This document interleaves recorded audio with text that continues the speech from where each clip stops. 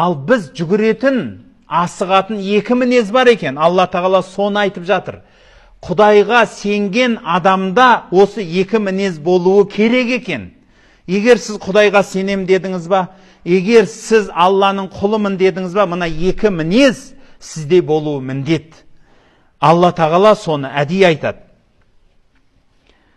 Я'муру бил адли ва хуа аля сирати мустақим.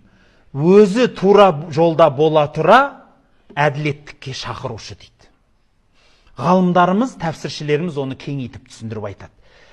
Жүрген жерінде жақсылыққа шақырып, яғни қоғамға жақсылық жасап, ва хуа аля сонымен бірге өзі де салауатты өмір кешетін адам.